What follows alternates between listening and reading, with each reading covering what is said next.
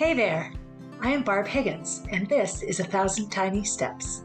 In this podcast, I share my stories of love, loss, triumph, and tragedy as I continue to retrace my steps and ponder what led to the death of my daughter Molly. By doing so, I hope to not only help myself, but to bring purpose and possibility to those who listen. If you are ready to laugh, cry, shake your head in disbelief, then tie, buckle, lace up, or slip on your shoes and join me as we begin our 1,000 Tiny Steps. Hey everybody, Barb Higgins here, welcoming you to episode 115 of 1,000 Tiny Steps. Today is an interesting day on a multitude of levels, and all of the things going on in my life right now sort of connect, which is something I'm realizing more and more as I age, that everything in life has some sort of connection to something else.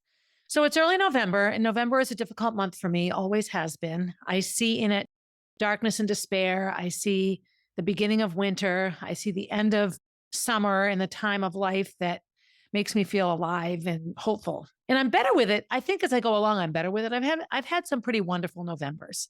But this November has not been disappointing in regard to its despair. A couple of days ago, I found out that Rusty Coffrin died. Rusty Coffrin and I coached track and field and cross country together at Concord High for several years. We also officiated for the New Hampshire Indoor Track League together for several years. He had 3 children, whom I still know.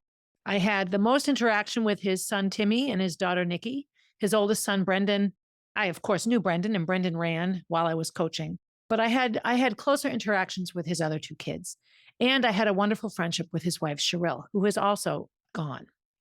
Rusty's death wasn't unexpected. He actually was diagnosed with brain cancer in 2006, I believe, retired from teaching way back then, 2007, and has spent his later years in various stages of health and unhealth. He has had recurring brain tumors 2 or 3 times from his first diagnosis to his death. So his death was not unexpected at all, but it didn't take away from it being sad, because what happens when someone dies is you have a collection of people, which can be a wonderful thing, who come together and talk about all the memories. And so you get carried down memory lane, so to speak, with memories that you'd forgotten existed, experiences that others had, common stories, jokes.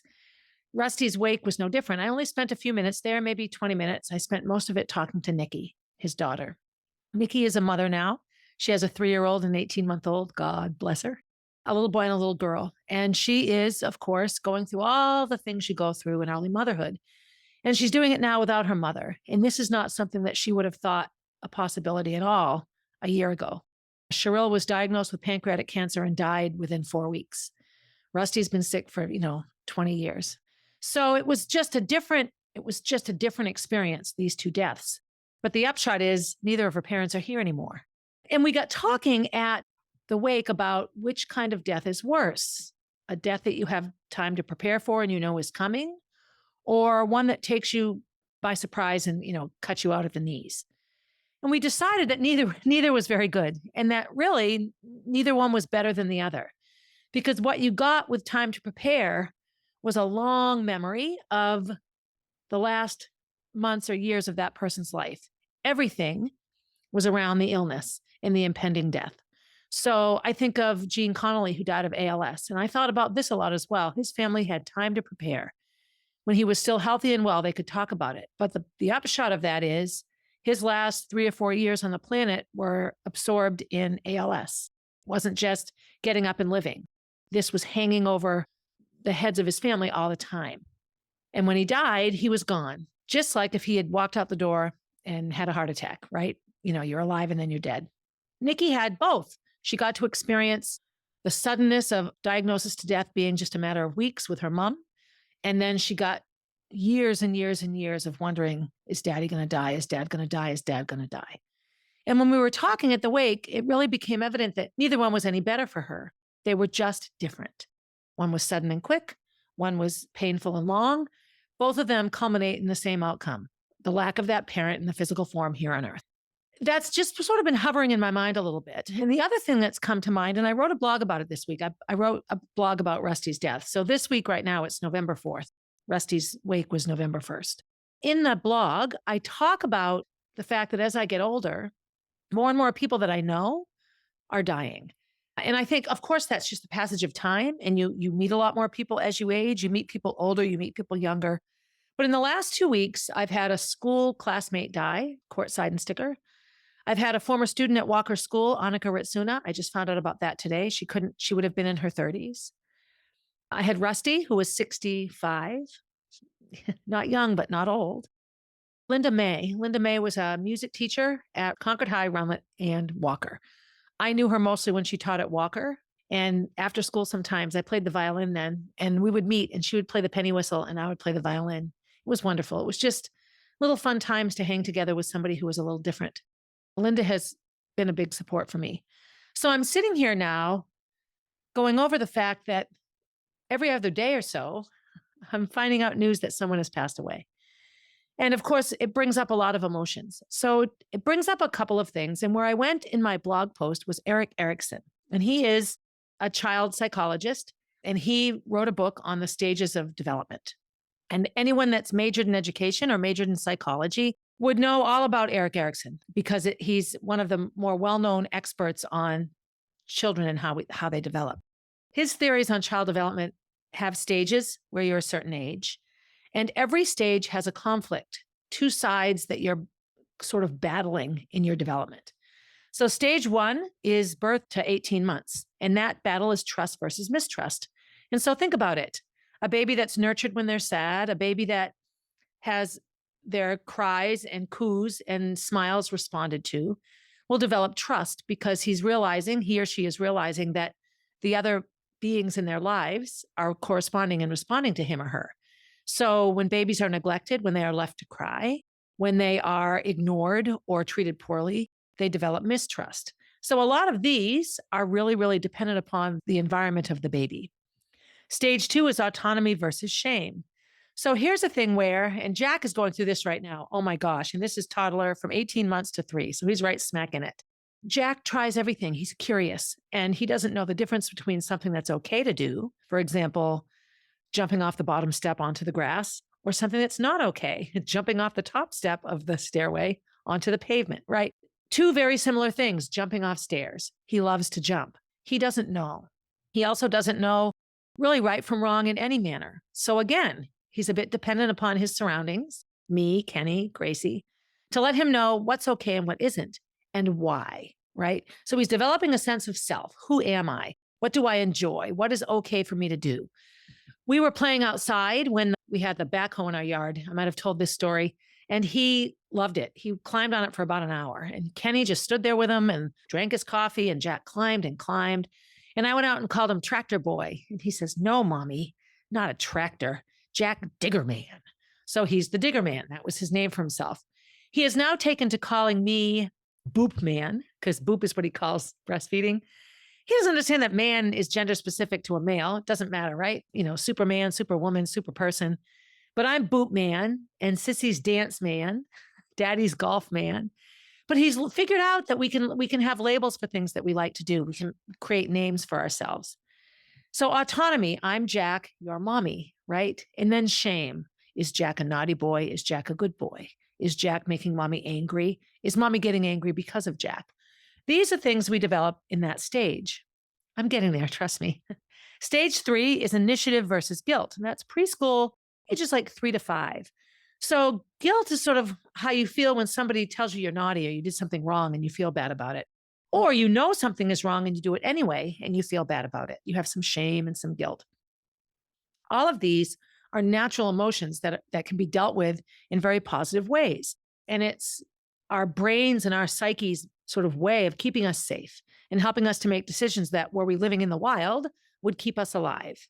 An initiative, of course, wanting to do something. Jack is also going through a phase where he wants to do everything. He spilled a bunch of crumbs this morning off of a plate, and we're living in the living room right now, so it went on the rug. So he tried to sweep it because he wants to do it. He almost broke the TV with the handle of the broom, but that's okay. So he finally got it swept up and realized we needed the vacuum, and he wanted to help. I get it. I do it.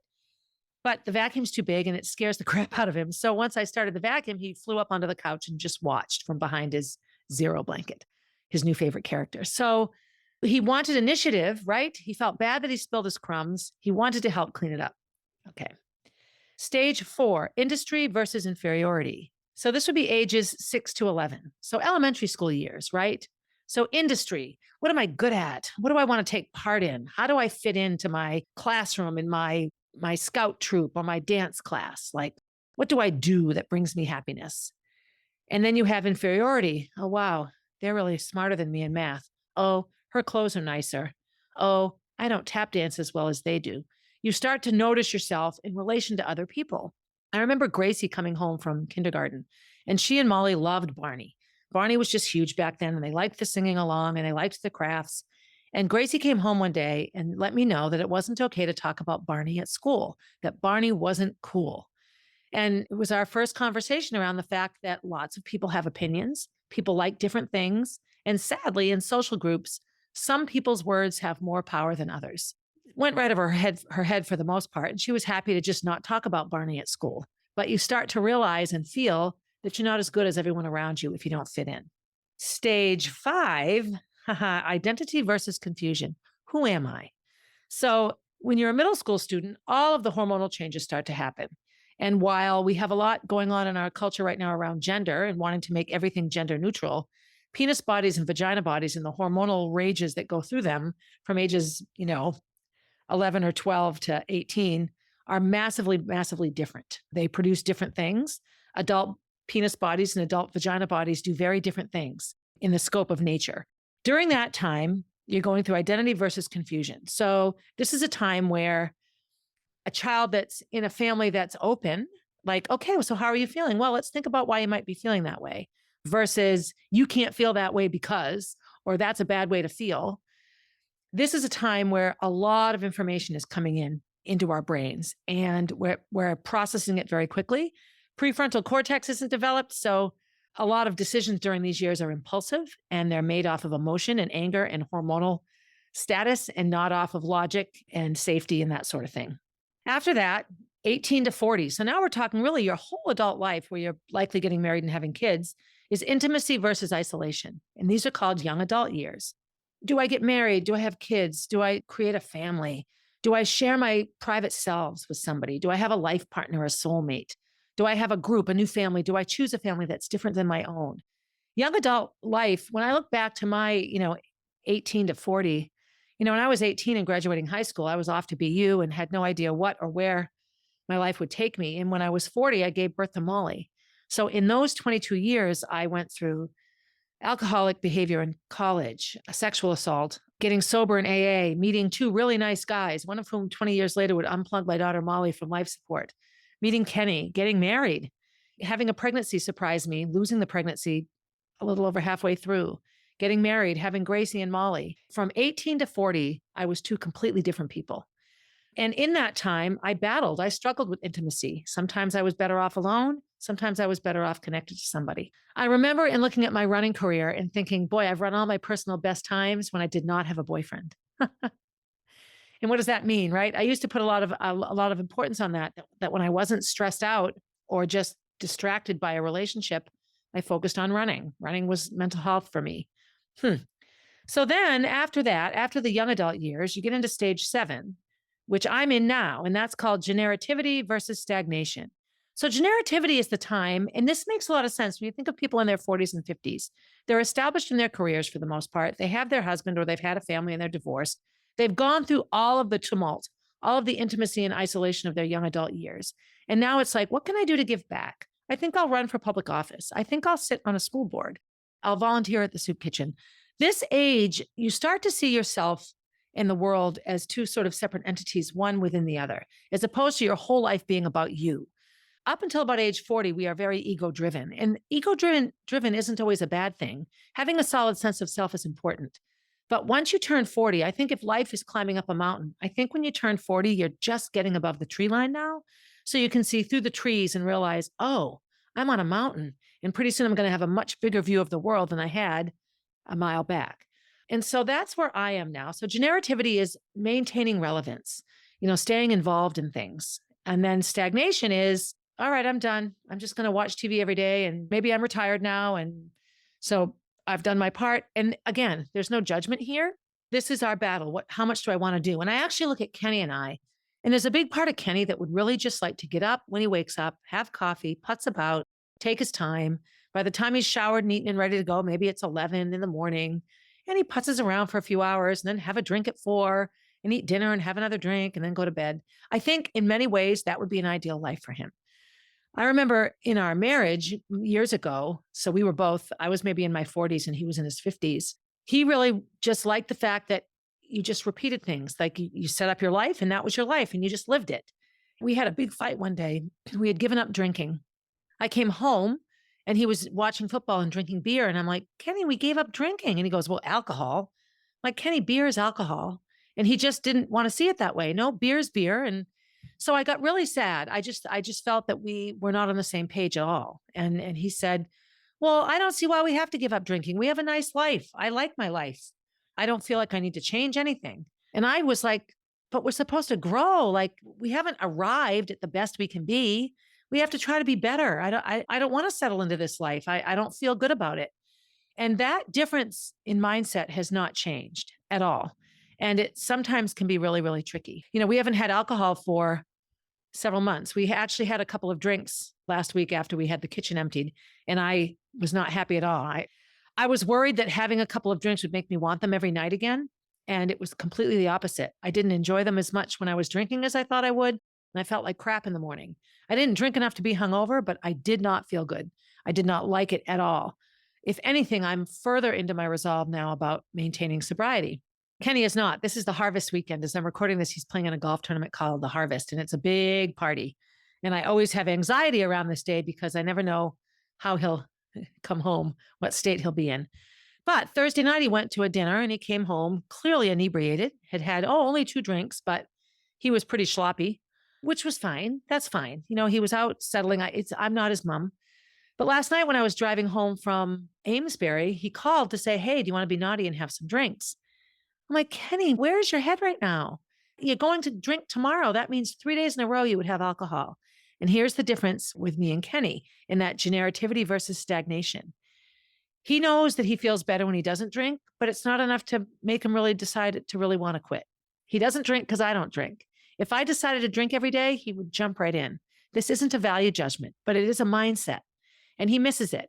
And having drinks just reminded him how much he missed it. Having drinks reminded me how much I didn't. So this is the phase I'm in right now. Generativity versus stagnation. Rusty and Cheryl both died at 65.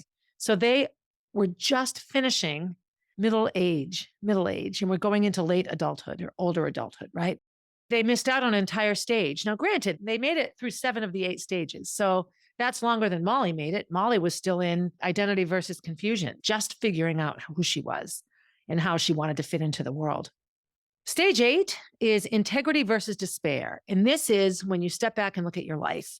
And did you live a life of integrity, or do you feel badly for all the things that you didn't do? And I believe that both of these things are true for everybody. I think every one of these battles, so to speak, these conflicts, we all have both sides in us. It's the beauty of Erickson's stages is it really does take into account all the things that we juggle and battle and go back and forth in our minds with. And depending on what happens to us, so much of where we end up is because of what happens to us. So Linda, my friend Linda, who just died, was also in her 60s. So again, never getting a chance to really grow old, never getting a chance to be elderly. Linda had cancer for a long time, a variety of different kinds of cancers. And what she did with her cancer was retire from teaching, and she became an artist. She painted and took pictures and sketched. She traveled all over the world, so sick, and traveled anyway, and just decided to see as much as she could. She recently went to New Zealand not that long ago. I knew that her death was coming. I was surprised to hear that it was today. Annika is in the middle of her young adult life. She's in stage 6, 18 to 40, intimacy versus isolation.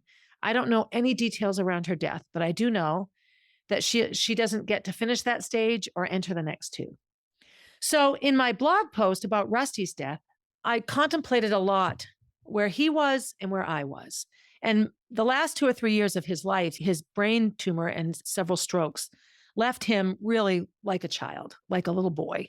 And so I look at the conflicts that we have, generativity versus stagnation, integrity versus despair. And I think, what would a 7-year-old boy think about these things?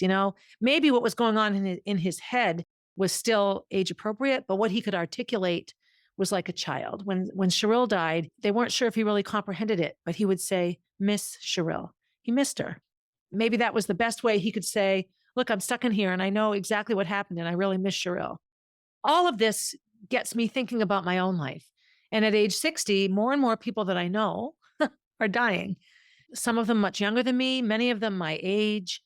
Jack loves to watch Concord Dance Academy dance recital DVDs. And so we have, of course, like 20 of them. And so we started watching the 2009 recital. And in that recital is Diane Peterson, who's no longer alive. The man that recorded that recital, John Graffair, is no longer alive. Several women in my dance, in the adult tap dance, are no longer alive.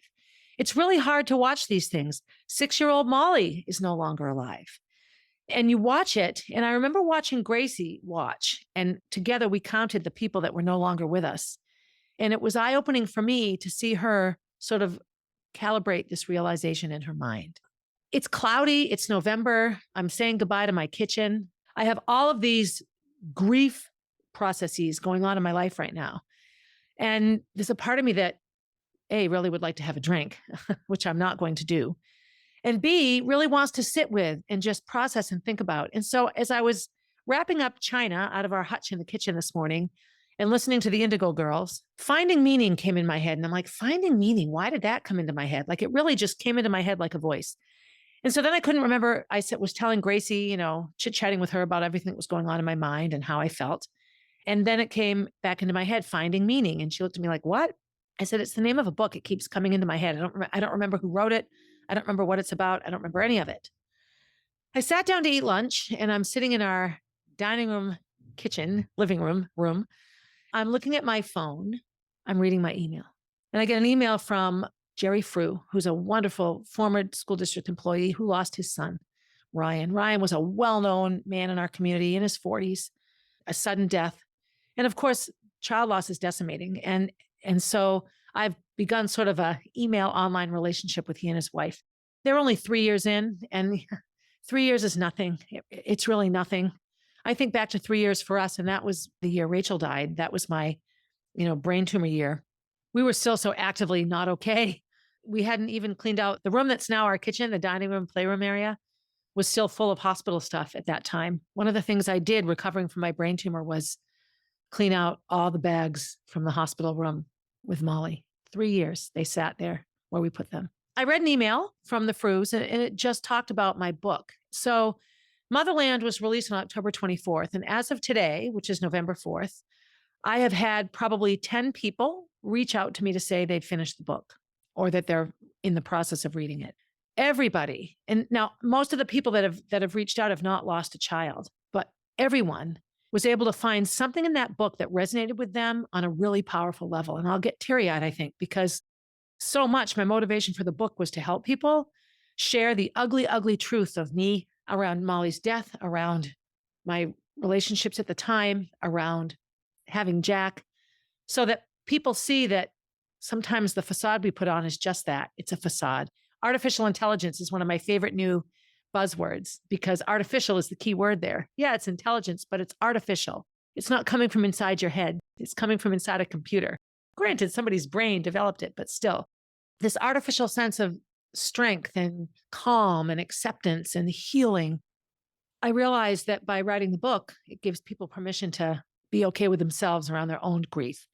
It's been incredibly, incredibly gratifying. The hard part for me is asking people to leave reviews on Amazon or Goodreads. Online reviews drive sales of things like books. When people type in a search, it will come up quicker. The more reviews a book gets, the algorithm changes. I don't understand all this, and so I've been able to ask a few people, and the reviews are, they kind of take my breath away. They make me really sad in a happy way. That sounded horrible. They're heart-wrenching because people are sharing, and I realize how painful it is for people to read it. One of Molly's 7th grade teachers came to the book signing, and she wrote to me today to say that she's reading it slowly for 2 reasons. A, to spend more time with Molly, and B, because it's so emotionally dense that it's all she can manage, and she's cried 3 times. My Auntie Sheila just wrote to tell me that her husband Mike has cried. The book made him cry. So Do I want to make people cry? I think so, because if you have tears inside of your heart that need to come out, then that release is a really healthy thing. And more people get to know Molly. So this has been a really solid part of this process for me. What does this have to do with Rusty's death and all these deaths and how I'm feeling as we go into November and the death of my old kitchen, which will rebirth into a new beautiful kitchen? All of these things are connected. So finding meaning kept coming into my head. So I dug it out. And you know what? Finding Meaning is a book written by David Kessler. So I'm a certified grief coach. I took his class. I took it twice, actually. I learned so much I already knew, which I think is the essence of grief, because we're experiencing things we can't explain. And then when we learn what we're experiencing or somebody puts words to it, we can say, yes, of course, that's what that is. So I learned a lot that I didn't know. And we all experience grief incredibly differently. I'm very open and public about my grief. I find comfort in sharing. There are those that just want to be left alone. I would love for everyone to be able to share their grief, but if that isn't what makes you feel better, then don't, because we need all manner of people in any given entity to exist. There was a post on Facebook today around local elections, and a woman was complaining that she didn't like the fact that longtime citizens should be elected to these positions, and that new citizens, people that chose to move here, didn't have equal voice. And I get it. Here's two sides. Here's another good Erickson conflict here, right? Lifetime residents of a town versus people that move there as young adults or older adults. Any table around which sits a group of people making decisions for the greater good of a community needs to have both. There need to be old timers. They have the perspective. They can give answers to questions that new people might not know. Having said that, you can't go back in time. I wouldn't want to recreate Concord of 1970. Too many people weren't okay in 1970. 2020 isn't easier or better. Well, you know what? 2023 isn't easier, but I think it's better. And it's better because there's much more voice and opportunity and chance for people who are struggling to receive support. So we need old timers, and we need new people who come with fresh ideas and visions. A political campaign was like, let's return Concord to how it used to be. No, thanks. Of course, we would like lower crime and less traffic and safer neighborhoods, but my goodness, young, new, fresh faces can achieve those things as well. So all of this has been streaming into my head, right? So finding meaning, I found it. The basic gist of finding meaning is that grief has 6 stages, not just 5. So Elizabeth Kubler-Ross wrote a book, The 5 Stages of Grief, which people have assigned to death. And it's actually your own death. She didn't write that to deal with the death of someone else. It was knowing that you were going to die, and so there were 5 stages. There was denial, anger, depression, bargaining, and acceptance. And they go all around in order, right? And this was around your death. You find out you're going to die. No, that can't be true. That's not true. I don't believe it. And then you get depressed. Oh my God, I'm so sad. This is terrible. I don't want to die. And then bargaining. Okay, God, I'll clean my room every day. I'll keep my room clean forever if you just let me live. And then anger.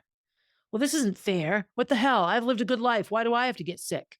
And then finally acceptance. Okay, I get it. There's nothing I can do about this except deal with it and accept it, and I'll be okay. There we go.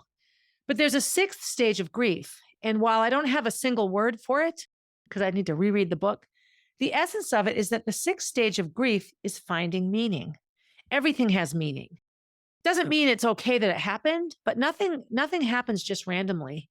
And one of the first sentences in my book, in the prologue to my book, is about that we assign meaning to things, and that we somehow think everything happens for a reason. And sometimes things just happen, and we think things about them that aren't true at all. So finding meaning, is there meaning in Molly's death? I know that part of my podcast and part of my blog and part of writing this book was to help me find meaning in it. It's the 6th stage of grief. It's finding meaning. And it talks about all the things that we do in the grief process.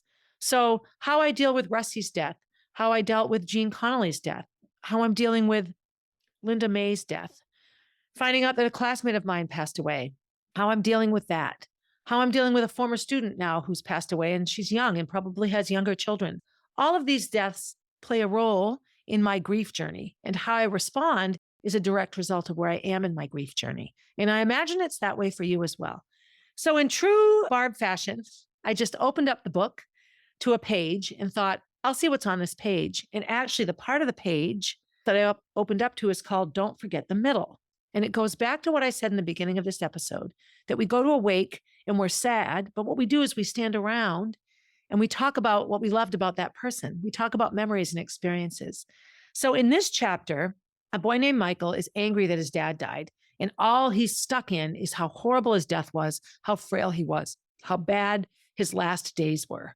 And his uncle, after another Thanksgiving together, and Michael just bemoaning the fact that his dad was so sick, his uncle says, "Come on, I want to take you for a walk." So they go for a walk. Uncle Ralph stopped and began scrolling through something on his phone. "What's happening?" Mike asked. "Hang on," Ralph said. "There's something I want you to hear." Mike stood there, not sure what his uncle was looking for. "Here it is," Ralph said after a minute or two, and then he played a voice message he had saved from Mike's dad. "Hey, Ralph. Thanks for coming in for my birthday yesterday. It meant a lot." Mike leaned into the phone as if to get closer to his dad. The message continued. "I had the best time playing football with you, Mike and the neighbors. Mike and I are about to go on a hike. I couldn't think of a better way to spend my birthday. Thanks again." Mike paused to take it in and said, "Wow, I forgot about that day." "I could see that you did. That's why I played this. The end of your dad's life was horrible. We'll never forget that. I don't want you to forget the middle. He was a strong, happy man for most of his life. He had a lot of wonderful days. You need to remember those days too."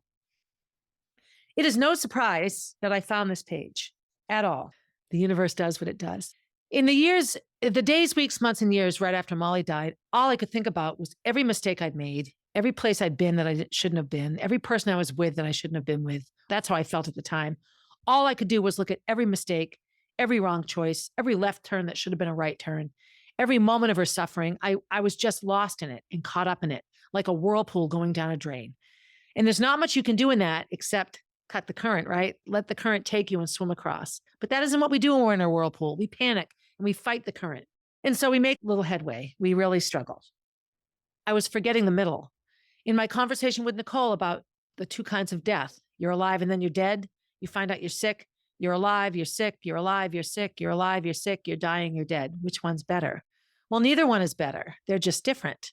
And they each have qualities that make them preferable to the other. And they each have qualities that make them not preferable to the other. They're just different. I had no time to prepare for dead Molly. And I was thrust into the reality that she was never coming back, not having had any time to prepare for this. Child loss in this regard is different. Even though my mother isn't sick, she's 81. So I'm constantly preparing myself for her death because it's imminent, meaning in the next 10 or 20 years. So not that imminent, but much sooner than I would have thought Molly's death would have been. I did nothing to prepare for Molly dying. That wasn't what was supposed to be happening. Kenny was sick. We all prepared for his death. Kenny is still very much alive. Molly is still very much dead. And so the middle, it took me 3 or 4 years to get to the point where remembering the happy parts of Molly didn't feel like I was failing her, didn't feel like I was deserting her, didn't feel like I was forgetting her. It was really difficult for me. And I'll say, I love remembering the good parts of Molly. They still mostly just hurt me and make my tummy knot up and make me angry because she's not here. I have to tell the same stories over and over again forever. And I know what that looks like to other people. I have enough angel mom friends that I've seen the pictures. I've seen the same pictures year after year of these children that I only know because they're in heaven. And I know that those moms look at the pictures I post of Molly, and those are the same. I look at Marilee's pictures a lot, and her mom, Lisa, anytime there's a picture I haven't seen before, I go nuts because it's just another glimpse of Marilee. I get to see her in a different light. I see a different version of her. And it's a beautiful thing. And it's all processing the middle, right? One of the nice parts of this kind of experience, a wake or a funeral or a celebration of life, is that we process what we loved the most about the person. And that was the beauty of Molly's musical, is it was 2 hours where we could all just celebrate what we loved about Molly and reflect on everything that made us love her and that would make us miss her. It's the easiest thing to forget. It's so easy to get stuck on the parts that hurt us the most. And I still spend a lot of time processing my role in her death. So in my current reality with these, a coaching friend dies, a teaching friend dies, a classmate from high school dies, a former student dies. I'm going around and around with all of this right now. And it's exhausting, quite honestly. And in the meantime, several things in my life are undergoing drastic physical change. My kitchen, which I've talked a ton about, cutting the tree down in my yard. The front yard, if I'm looking to the left, because that's where the windows are, I have a beautiful stone wall that quite honestly looks like it's always been there. Once the grass is planted and it's landscaped in the spring, people will drive by and not know that it was brand new. And that's wonderful, but it's different. It's nothing like it was before. And this is an incredible part of the grief journey, except it isn't around people, it's around a place that the person was. In 2019, right after Coach Luti died, I panicked. And so in 2020, I bought his house. And the main reason I bought it is I wasn't ready to let him go. And I had only happy memories in that house. Both Mr. and Mrs. Luti were unbelievably supportive of me. They were supportive in my struggles in high school. They were supportive in my accolades in college and then my returning struggles in my adult life. When I got married and had Gracie and Kenny, they were so excited for me. When I lost my job, I thought Mrs. Luti was going to beat someone up for me.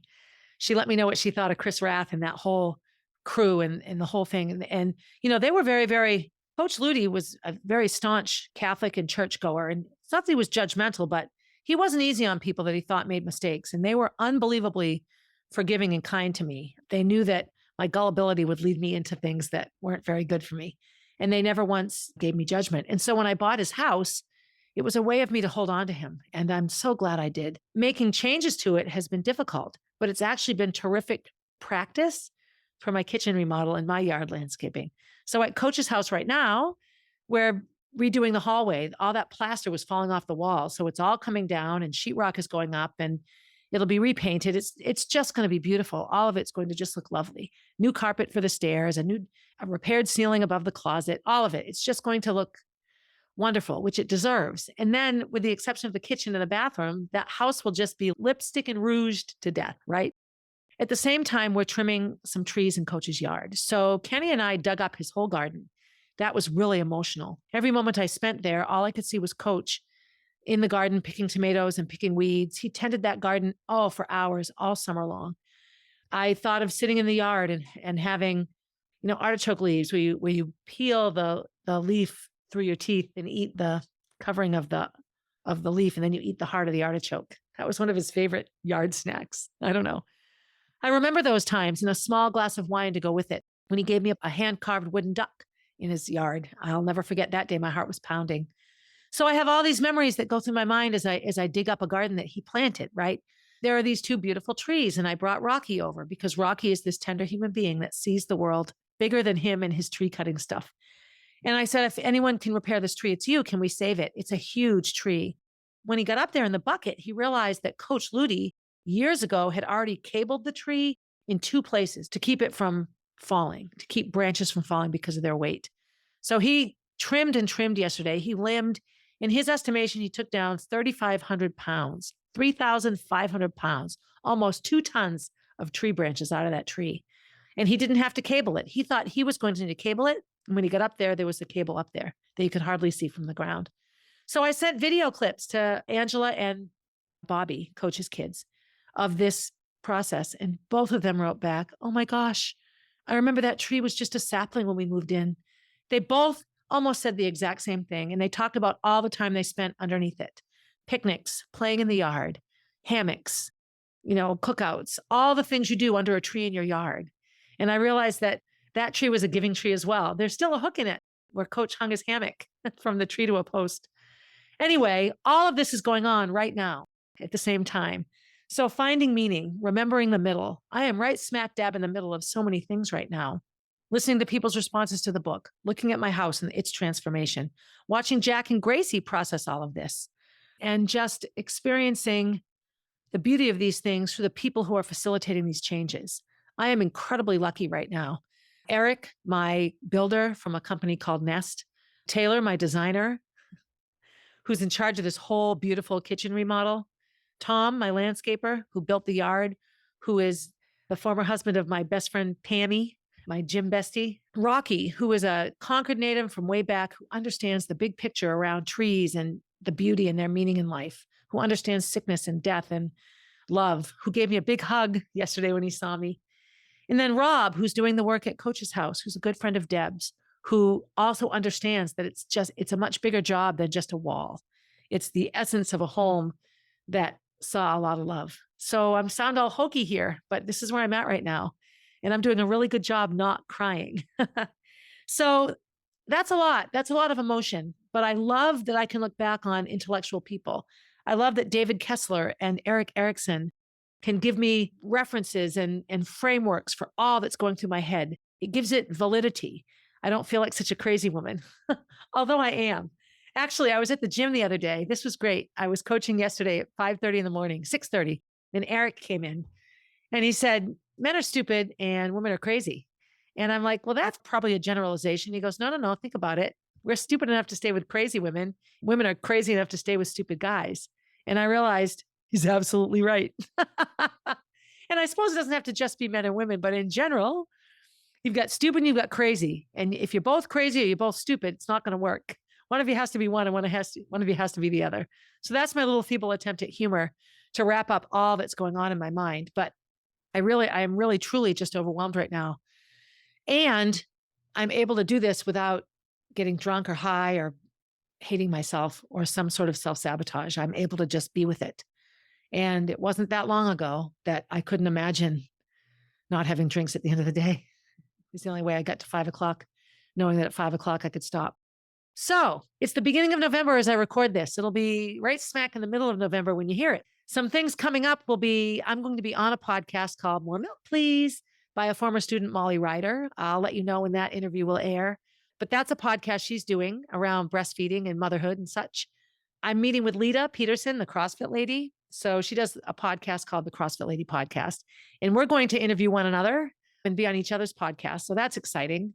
And again, that will be a lot of CrossFit conversation, but also just menopause and what it's like to be a female vagina-bodied person in your 50s and 60s and how that affects performance and athleticism and working out and all that kind of stuff. And then I also am contemplating some other guests. I would love to get on some author podcasts and other trauma podcasts right now, actually. Well, right now, meaning early November, but it will still be easy to get.